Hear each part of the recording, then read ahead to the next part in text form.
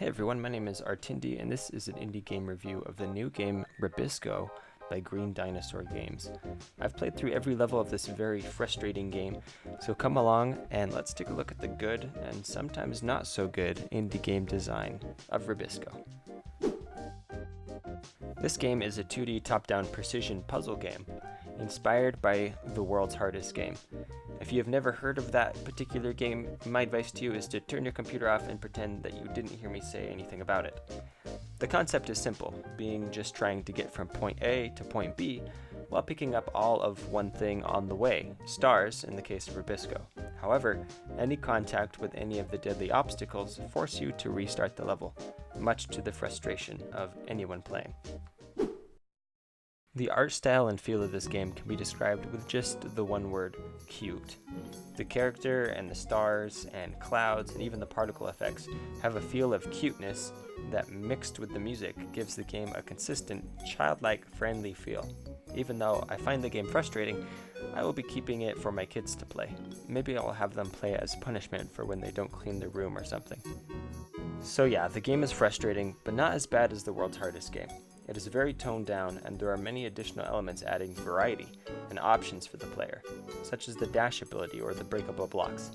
The level also feels accomplishable because every new obstacle is introduced in a way that builds upon itself, and with a radio-looking device thing that explains a little bit whenever information is needed, it's very clear what needs to be done in every level. One of the best things about this game is the level selection. Rather than it being a menu, it is more of a hub where you can select your level and customize the color of the player by moving the player around a large room. This takes full advantage of the unique medium of interactability that video games have. Another one of my favorite things, and something that many of us can really learn from, is the simplicity of the game elements in this game. Each one is simple in its mechanic, but there is a high synergy with other elements. This provides the game with almost endless possibilities for level variety, and with 100 levels, with many different concepts in each level, you get to see quite a bit of variety. I just wish there was a level editor. This game is frustrating. Oh, okay, that isn't necessarily a bad thing. In fact, it's kind of the point of the game, to be frustrating, so I can't knock it completely for that. However, personally, I felt like some of the levels could have been designed with more thought regarding frustration.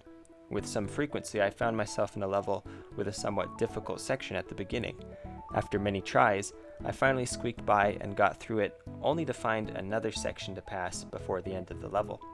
When I inevitably died in the second section, it was hard to want to suffer through the first section again, just so that I could likely die in the second section once more. The cost of dying at that point was higher than the cost of time that I was willing to put into the level, and I found myself not wanting to play the game. Some fixes to this could include thoughtfully meshing the sections together to feel like one bigger puzzle or obstacle, separating the sections into their own level to mitigate cost of death, or making sure the sections per level always start easiest to hardest.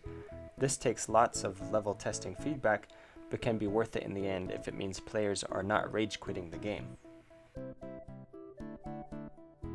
A bit of a nitpick now, in the level select area, you select the level you want to play by pushing the X button with the standard controls. In game, X is the button you use to do different actions, so to some extent, this makes sense.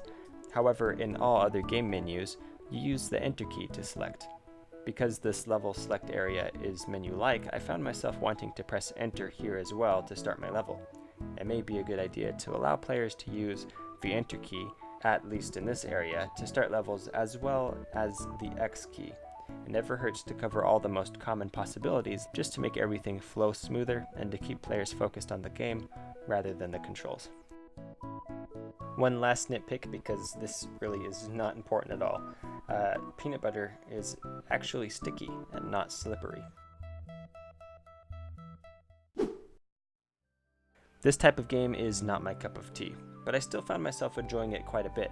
It is an excellent example of mechanics that work well together and an art style that fits with the music to deliver a beautiful, cute atmosphere.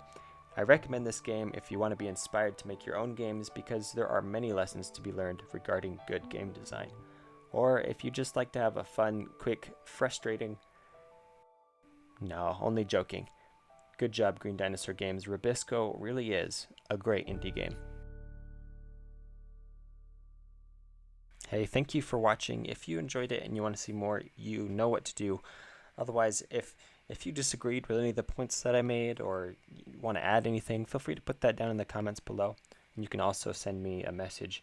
My email's down there too. I appreciate any feedback you guys have. Thank you so much. Have a good one.